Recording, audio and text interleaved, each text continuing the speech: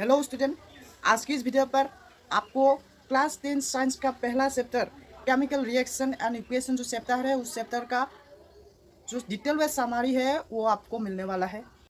यदि इस चैप्टर को आप थ्रू ए डिटेल वे आप समझना चाहते हैं तो वीडियो को आप स्किप मत कीजिए, और यदि आपको वीडियो को अच्छा लगे एक लाइक ज़रूर कर देना।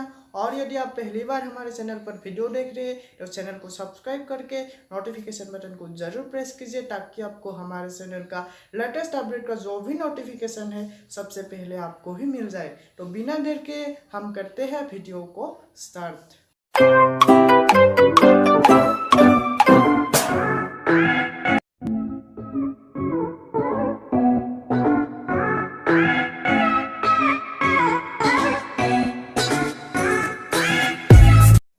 तो बच्चों, जैसे कि आपको यहाँ पर देखने को मिल रहा है कि हम केमिकल रिएक्शन एंड इक्वेशन बारे में पढ़ने वाले हैं इस चैप्टर में। तो इस चैप्टर में हम सिर्फ केमिकल सेंसेस के बारे में पढ़ने वाले हैं, जैसे कि आपको नाम से ही पता चल गया। लेकिन यहाँ पर मैंने आपको ये दिखाने के लिए कोशिश किया इस डायग्राम से कि आपका सराउंडिंग्स एरिया में कितना तरह का आपका सेंसेस होते रहता है। तो पहला हमारा सेंसेस है केमिकल सेंस, और दूसरा आपका है फिजिकल सेंस। उसके बाद हम आते हैं अगला जो है हमारा टॉपिक। तो अभी आपको केमिकल सेंसेस के बारे में पता चल रहा है। तो यहाँ पर आपको स्क्रीन पर देखने को मिल रहा है कि chemical senses are those senses which can't be reverse, मतलब कि आपको ये बताया जा रहा है कि हम किसी एक केमिकल सेंसेस को हम क्या नहीं कर पाते, रिवर्स नहीं कर पाते, घुमा नहीं सकते।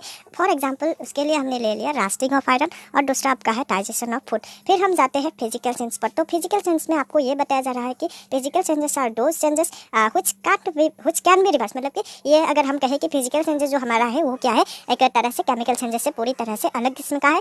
और फिजिकल सेंसेस का अगर एग्जांपल हम ले तो ये हो जाएगा हमारा मेल्टिंग ऑफ वैक्स, और दूसरा हमारा फ्रीजिंग ऑफ वाटर। उसके बाद आते हैं हम अगला नया टॉपिक पर। तो यहाँ पर जो है आपको केमिकल रिएक्शन के बारे में हम पढ़ने वाले हैं। तो केमिकल रिएक्शन क्या है कि chemical reaction is a change in which one और मोर सब्सटेंस और reactant react to form a new substance which क्या है एंटायरली डिफरेंट प्रॉपर्टी। मतलब कि अगर हम ये कहें कि केमिकल रिएक्शन ये होता है कि जहाँ पर एक से जो ज़्यादा प्रोडक्ट हमारा क्या होता है रिएक्ट करता है, और ये करके हमारा क्या फॉर्म करता है, कुछ एक नया जो है वो क्या प्रोडक्ट फॉर्म कर देता है। जैसे कि यहाँ पर मैंने एक कुछ लिख के दिखाने के लिए कोशिश किया। ये जो हमारा प्रोडक्ट निकलेगा उसका जो भी हमारा फिशर रह जाएगा वो फिशर ये जो दोनों रिएक्टेंट है उससे कुछ भी नहीं मिलता। यानी कि हम ये कह सकते हैं कि उसका जो भी प्रॉपर्टी है कुछ अलग किस्म का है, जो भी हमारा नया प्रॉपर्टी उसका रिएक्टेंट्स के रिएक्ट करने के बाद बनता है। तो जाते हैं हम अगला टॉपिक पर।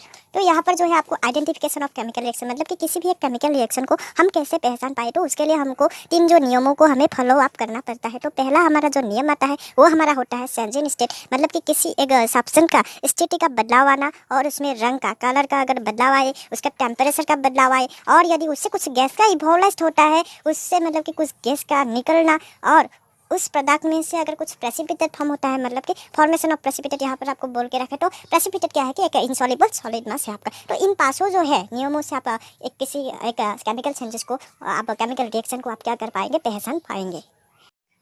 तो बच्चों, अभी जो है आपको बैलेंस केमिकल इक्वेशन के बारे में बताया जा रहा है। तो बैलेंस केमिकल इक्वेशन क्या है हम अभी देख लेते हैं। तो अभी जो है आपको यहाँ पर बताया जा रहा है कि balancing a chemical equation is based upon law of mass. Sorry, हमने 2 बार लिख लिया। तो लॉ ऑफ मास के अनुसार हमें ये स्टेट किया जाता है कि mass can neither be created और not be destroyed during a chemical reaction, मतलब कि किसी एक केमिकल रिएक्शन के समय, रासायनिक विक्रिया के समय आपका क्या नहीं हो सकता, मास का क्रिएशन नहीं हो सकता और डिस्ट्रॉयड भी नहीं हो सकता। तो हम चलते हैं अगला जो है टॉपिक। तो अभी हम सीखते हैं कि कैसे हम किसी एक केमिकल इक्वेशन को हम बैलेंस कर पाते हैं। तो अभी जो है स्टेप 1 में आपको देखने को मिल रहा है कि right the formula and drop box around etch formula. तो यहाँ पर जैसे कि मैंने लिख के रखा है कि जो भी फार्मूला मैंने पहले लिख लिया, वो एलिमेंट और कंपाउंड जो भी है मैंने लिख लिया। लिखने के बाद हमने यहाँ पर कुछ बॉक्स बना के रखा है, आपको देखने को मिल रहा है इधर। तो जैसे कि आपको स्टेप नंबर 2 में आपको देखने को मिल रहा है कि make a list of number of atoms in each formula, मतलब कि बहुत रिएक्टेंट और प्रोडक्ट साइड में आपका कितने तरह का जो है आपका एलिमेंट के कितने एटम्स है उसको आपको लिखने के लिए एक लिस्ट बनाना है, जैसे कि मैंने यहाँ पर बना के रखा हो। तो हमने यहाँ पर ये पढ़ेंगे कि आपको ये पता चल गया। स्क्रीन में देखते हैं कि number of atoms in present in reactant side. तो यहाँ पर आयरन का जो रिएक्टेंट साइड में हमारा एटम है, एटम का नंबर है वो है 1, हाइड्रोजन का 2 है, और ऑक्सीजन का हमारा 1 है। उसके बाद हमारा आता है number of atoms present in product side. तो प्रोडक्ट साइड में हमारा फेरस का आयरन का जो है हमारा एटम्स का नंबर है वो है 3। उसके बाद हमारा हाइड्रोजन का जो है प्रोडक्ट साइड में जो एटम्स का जो है नंबर है वो है 2, और ऑक्सीजन का 4 है। फिर चलते हैं हम अगला स्टेप पर। तो यहाँ पर स्टेप 3 में आपको देखने को मिल रहा है कि select the element which have maximum number of atom. आपने अभी तक लिस्ट बनाने के लिए सीख लिया, लेकिन अभी आपको सीखना है कि कैसे हम उसे बैलेंस करें। उसके लिए आपको क्या करना है, जिस एलिमेंट का मैक्सिमम नंबर ऑफ एटम हो उसको आपको पिकअप करना है, सिलेक्ट करना है। उसके बाद हमको देखना है, तो यहाँ पर आपको हम ऑक्सीजन को ले लेते हैं, क्योंकि ऑक्सीजन का जो है हम ये कह सकते हैं ऑक्सीजन का नंबर ऑफ एटम सबसे ज़्यादा हमारा है।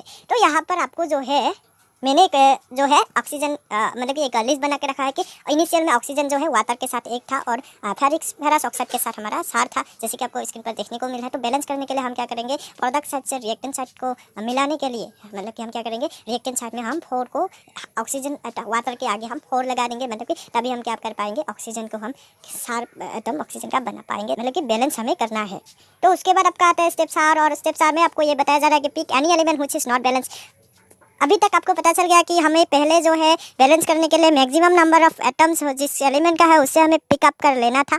अभी हमको ये करना है कि किसी भी एक एलिमेंट जो हमने अभी तक बैलेंस नहीं किया उसको ही हम सिलेक्ट कर सकते हैं। तो अभी हम हाइड्रोजन को हाइड्रोजन जो है उसको हम जो है बैलेंस करके लेते हैं। तो यहाँ पर आपको स्क्रीन पर एक लिस्ट अब देखने को आपको मिल रहा है। तो जैसे कि यहाँ पर आप ये कह सकते हैं, इनिशियल में हाइड्रोजन के साथ जब हमने ऑक्सीजन को वाटर के साथ इंटू किया था, मल्टीप्लाई किया था, तभी आपका क्या हो गया, हाइड्रोजन का संख्या आपका 8 हो गया और प्रोडक्ट साइड में हाइड्रोजन 2 ही था। तो प्रोडक्ट साइड को रिएक्टेंट साइड से मिलाने के लिए हमको क्या करना पड़ रहा है कि हमको प्रोडक्ट साइड में हाइड्रोजन के साथ सार को मल्टीप्लाई करना पड़ रहा है। उसके बाद हम आते हैं अगला, फिर हमारा आयरन एटम रह गया। अभी ऑक्सीजन को हमने कर लिया, अभी तक हाइड्रोजन को भी हमने बैलेंस कर लिया, लेकिन हमारा बच गया अपना जो है आयरन। तो आयरन क्या होगा, आयरन का रिएक्टेंट साइड में हमारा एक ही एटम था और प्रोडक्ट साइड में हमारा 3 रह गया। तो अभी प्रोडक्ट साइड से रिएक्टेंट को बैलेंस कराने के लिए हम क्या करेंगे, जो है 3 को फेरस से इधर हम मल्टीप्लाई कर देंगे। तो अभी चलते हैं हम अगला जो है स्टेप पर। तो अभी जो स्टेप जब पास है तो यहाँ पर आपको ये देखने को मिल रहा है कि चेक द करेक्टनेस, मतलब कि आपने अभी तक जो भी बैलेंस करने के लिए कोशिश किया तो उसको आपको करेक्टनेस को चेक करना पड़ेगा। तो यहाँ पर बोल रहा है कि that is count the number of atom in its element of both sides. तो आपको दोनों साइड में, both reactants and product side में आपको ये जो है काउंट करना पड़ेगा कि नंबर ऑफ एटम्स आपका इक्वलाइज्ड हो रहा है या नहीं, बैलेंस आपका हो रहा है। तो मैंने यहाँ पर जो हमारा इक्वेशन बनेगा उसको हमने लिख के रखा है। तो यहाँ पर आपको जैसे कि हम पढ़ लेते हैं कि 3Fe plus 4H2O product side में हमारा क्या आ गया, फेरस ऑक्साइड प्लस हमारा 4H2। तो जैसे कि आपका कुछ हमने बैलेंस हमने कर लिया, हमने थ्रू पहले आपका जो है जो भी स्टेप हमने लिया था उसमें आपको पता ही चल गया। तो अभी हमको स्टेप 6 में ये पढ़ना है कि writing symbol of physical steps, मतलब कि स्टेप 6 में अगर आपने स्टेप 5 को आपने कंप्लीट कर लिया तो आपको क्या कर पाएंगे, अपना जो है स्टेप 5 तक करने से ही आपको एग्जाम में मार्क्स आपको मिल सकता है। तो स्टेप 6 को आप अगर जानते हैं तो आप लिखिए, अगर यदि आपको पता नहीं, आप नहीं लिखने से भी हो जाएगा। अगर आप ऐसे ही जानबूझ के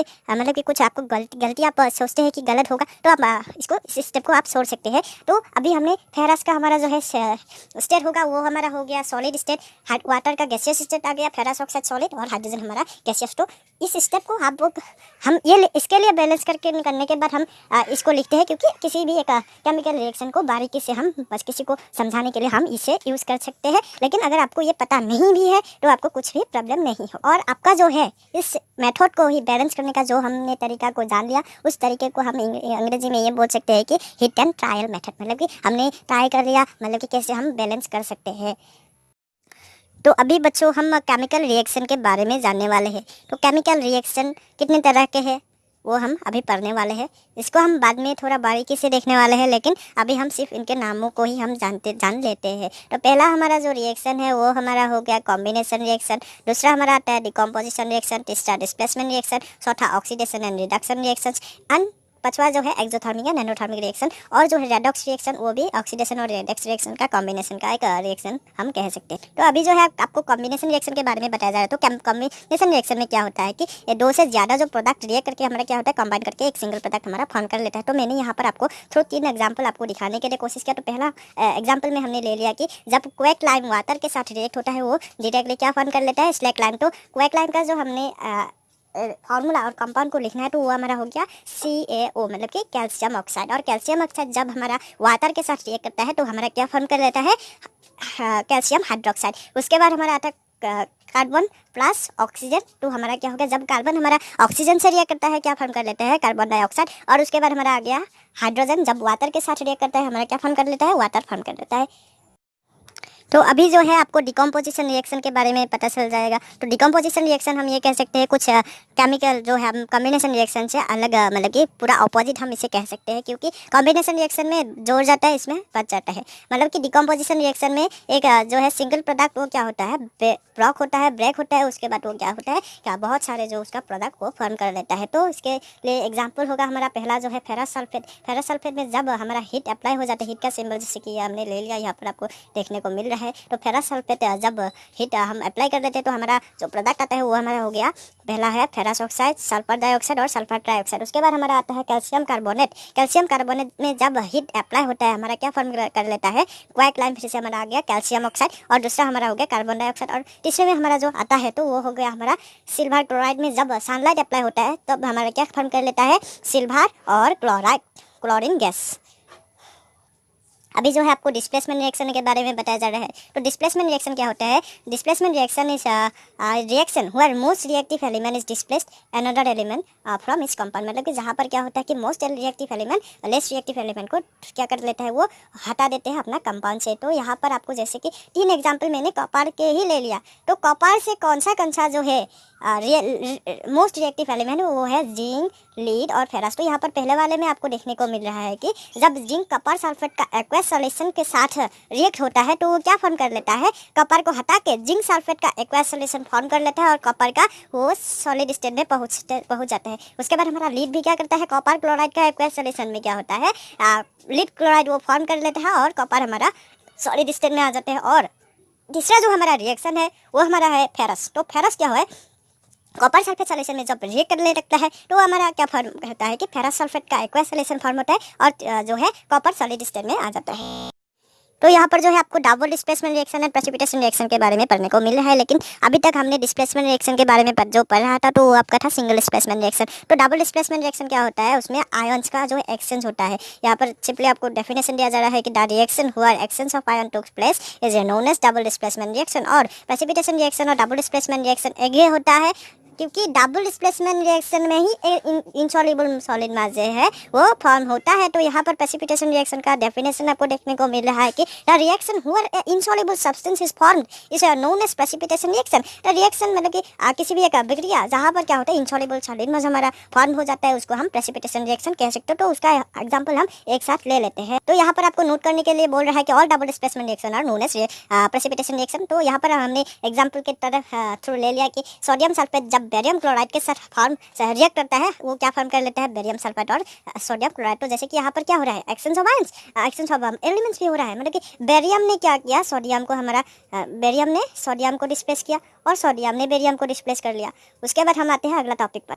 उसके बाद आपका जो टॉपिक आता है ऑक्सीडेशन एंड रिडक्शन रिएक्शन। तो ऑक्सीडेशन और रिडक्शन रिएक्शन में ऑक्सीडेशन रिएक्शन का जो डेफिनेशन आपको दिया जा रहा है कि द रिएक्शन पर oxygen get added and hydrogen get remove. मतलब कि हाइड्रोजन क्या होता है उसमें ऐड होता है और हाइड्रोजन रिमूव होता है, सब्सट्रैक्ट होता है। और रिडक्शन में उसका कुछ अपोजिट होता है। तो रिडक्शन में क्या होता है कि ऑक्सीजन जो है रिमूव होता है और हाइड्रोजन क्या होता है हमारा ऐड हो जाता है सिंपली। उसके बाद हमारा जो टॉपिक आता है उसकी तरफ हम जाते हैं। तो यहाँ पर मैंने ऑक्सीडेशन को आपको दिखाने के लिए कोशिश किया थ्रू एक रिएक्शन। तो यहाँ पर आपको देखने को मिल रहा है कि कॉपर के साथ ऑक्सीजन का जो है रिएक्ट होकर कॉपर ऑक्साइड फॉर्म हो रहा है।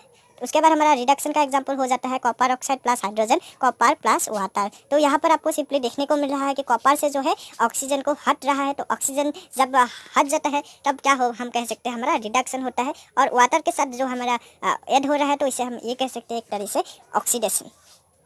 अभी जो है आपको रिडक्स रिएक्शन के बारे में पता चल रहा है। तो रिडक्स रिएक्शन आपका है when both oxidation and reduction is take place. मतलब कि एक ही रिएक्शन में हमारा अगर रिडक्शन भी हो जाए ऑक्सीडेशन भी हो जाए तो ये हम क्या कह सकते हैं कि हमारा रिडक्स रिएक्शन हो रहा है। तो ऑक्सीडेशन जैसे कि आपको थोड़ी एक केमिकल रिएक्शन हमने दिखाने के लिए कोशिश किया, केमिकल इक्वेशन के थ्रू। तो यहाँ पर आपको जिंक ऑक्साइड प्लस कार्बन हमारा प्रोडक्ट बन रहा है जिंक और कार्बन मोनोऑक्साइड। तो कार्बन मोनोऑक्साइड फॉर्म करने के लिए कार्बन के साथ क्या हो रहा है, हमारा ऑक्सीडेशन हो रहा है, एडिशन ऑफ ऑक्सीजन। उसके बाद हमारा आता है जिंक। तो जिंक ऑक्साइड से क्या हो रहा है, ऑक्सीजन रिमूव हो रहा है। तो removal of oxygen is also known as क्या, हम क्या कह सकते हैं, रिडक्शन। तो यहाँ पर हमारा जो है दोनों ही जो है ऑक्सीडेशन और रिडक्शन रिएक्शन एक साथ हो रहा है। तो इसे हम क्या कहेंगे, रेडॉक्स रिएक्शन। तो ये हमारा रेडॉक्स रिएक्शन हो गया, हमने एग्जाम्पल के तरफ थ्रू आपको दिखाने के लिए कोशिश किया। तो अभी जो है आपको एक्सोथर्मिक रिएक्शन मतलब कि किसी एक रिएक्शन केमिकल रिएक्शन जहाँ पर क्या हो उसमें इवोल्यूशन हो किसका हीट का, तो यहाँ पर डेफिनेशन आपको देखने को मिल रहा है कि the reaction which are accompanied by evolution of heat are called exothermic reaction. तो उसके बाद हम चलते हैं इसके एग्जांपल के लिए। तो जैसे कि आपको यहाँ पर एग्जांपल के लिए हमने एक्सोथर्मिक रिएक्शन आपका होगा पहला बर्निंग ऑफ नेचुरल गैस। यहाँ पर जब मीथेन ऑक्सीजन के साथ रिएक्ट हो रहा है तो तीन हमारा क्या प्रोडक्ट फॉर्म होता है, पहला आपका कार्बन डाइऑक्साइड गैस, उसके बाद आपका वाटर इन गैसियस स्टेट, उसके बाद जो है तीसरा प्रोडक्ट आपका हीट निकल रहा है। तो जिस प्रोडक्ट से जिस केमिकल रिएक्शन से आपका हीट प्रोड्यूस होता है तो उस रिएक्शन को हम क्या बोल सकते हैं, एक्सोथर्मिक रिएक्शन, जैसे हमने पहले ही आपको डेफिनेशन में बोला था। तो उसके बाद आपका आता है बर्निंग ऑफ मैग्नीशियम रिबन। तो जब मैग्नीशियम का क्या होता है, बर्न होता है ऑक्सीजन से, उसका रिएक्ट होता है हमारा मैग्नीशियम ऑक्साइड और हीट उसमें क्या होता है प्रोड्यूस होता है। तो इस रिएक्शन में भी आपका क्या देखने को मिल रहा है कि हमारा हीट कुछ ना कुछ तरीके से आपका क्या हो रहा है प्रोड्यूस हो रहा है। तो अभी जो है आपको एंडोथर्मिक रिएक्शन के बारे में डेफिनेशन आपको मिला है। तो the reaction which occur by the absorption of heat and energy, मतलब कि वो रिएक्शन जहाँ पर क्या होता है कि हीट और एनर्जी का एब्जॉर्प्शन होता है, उस जो है रिएक्शन को हम क्या बोल सकते हैं, एक तरह से हम एंडोथर्मिक रिएक्शन कह सकते हैं। तो अभी जो है आपका जब मर्क्यूरिक ऑक्साइड में हीट अप्लाई होता है तो हमारा क्या क्या प्रोडक्ट आपका आता है, ऑक्सीजन और हमारा मर्क्यूरी पहले आपका निकलता है। उसके बाद आपका आता है एमोनियम क्लोराइड। एमोनियम क्लोराइड जब उसमें हीट का एब्जॉर्प्शन होता है तो उसका प्रोडक्ट निकलता है जो NH3 और HCl। तो NH3 आपका हो गया एमोनिया और जो HCl है वो है आपका हाइड्रोक्लोरिक एसिड। तो अभी जो हम ऑक्सीडेशन जो है, ऑक्सीडेशन का इफेक्ट हमारा एवरीडे लाइफ दैनिक जीवन में कैसे उसका हमारा प्रभाव पड़ता है ऑक्सीडेशन का, उसे हम पढ़ लेते हैं। तो पहला इफेक्ट हमारा होता है कोरोजन। तो when metal is attacked by substances around it such as moisture, acids और is said to be corroded and the process is called as corrosion। तो यहाँ पर हम ये कह सकते हैं कि corrosion एक तरीके से एक हमारा जो है ऑक्सीडेशन प्रोसेस है, जहाँ पर क्या होता है कि मॉइस्चर हो अगर एसिड हो वो जो है क्या करता है किसी का मेटल किस्म का पदार्थ को क्या कर लेते हैं, अटैक कर लेते हैं, वो क्या हो जाता है उसको। अगर हमने एग्जाम्पल ले लेते हैं तो पहला आपका आता है rusting of iron, black coating on silver और ग्रीन कोटिंग ऑन कॉपर हम ले सकते हैं। उसके बाद आते हैं हम अगला जो है इफेक्ट के बारे में पढ़ने। तो यहाँ पर आपको जो है दूसरा जो है आपका इफेक्ट यहाँ पर देखने को मिल रहा है कि डेंसिटी। तो डेंसिटी के बारे में हम थोड़ा पढ़ लेते हैं। तो अभी जो है यहाँ पर डेफिनेशन आपको देखने को मिल रहा है कि it is the slow oxidation of oil and fat present in the food materials which results the change in the smell and taste in the, मतलब कि अगर हमारे पास जो भी कुछ खाने वाले चीज़ हो उसमें अगर ऑयल और फैट का प्रेजेंट हो तो उसमें अगर क्या होता है स्लो ऑक्सीडेशन उसमें होता है तो उसमें उसका रिजल्ट क्या आता है कि उसमें उसका जो भी स्मेल होता है टेस्ट होता है वो चेंज होता है, उसमें बदलाव आता है। तो अभी way to prevent density are, मतलब कि यहाँ पर आपको ये बताने के लिए कोशिश की आपकी जो है हमारा डेंसिटी उससे हम कैसे बच सकते हैं। तो पहला होगा हमारा keeping food materials in air tight container, मतलब कि हमें जो हमारा फूड मटेरियल्स है उसको हम बंद करके एक एयर टाइट कंटेनर जो है जार है उसमें हमको रखना है। उसके बाद हमारा आता है बाय एडिंग एंटीऑक्सीडेंट्स। तो एंटीऑक्सीडेंट को हमको ऐड करना पड़ेगा। तो एंटीऑक्सीडेंट के लिए एग्जांपल ले लिया आप BHT, और जिसे हम क्या कह सकते हैं बुटीलेटेड हाइड्रोक्सीटोलिन। और दूसरा हमारा जो आता है BHC में क्या आता है बुटीलेटेड हाइड्रोक्सी एनिसोल। ये जो है तो क्या है हमारा एंटीऑक्सीडेंट है। उसके बाद आपका आता है packing of food items like potato wafer. जैसे कि हम क्या कर सकते हैं नाइट्रोजन गैस भरा हुआ पैकेट में ही हम उस अगर फूड मटेरियल्स को हम मतलब कि पैकिंग कर लेते हैं तभी हम उसे ऑक्सीडेशन से उसका स्लो ऑक्सीडेशन से हम बचा सकते हैं, जिससे कि हमारा उसका टेस्ट भी सेंस ना हो, स्मेल भी उसका जो भी स्मेल वगैरह हो वो सेंस ना हो सके। उसके बाद आपका जो है चौथा जो आपका वे है डेंसिटी को प्रिवेंट करने के लिए तो वो होगा आपका avoid keeping food material in direct sunlight. तो सनलाइट के डायरेक्ट पहुंचना आपको नहीं चाहिए उस फूड मटेरियल्स तक, उसके उस जगह पर आपको नहीं रखना चाहिए। उसके बाद आपका आता है refrigeration of cook food at low temperature, मतलब कि उसको आपको फ्रिज में रख लेना है और रेफ्रिजरेटर में। उसके बाद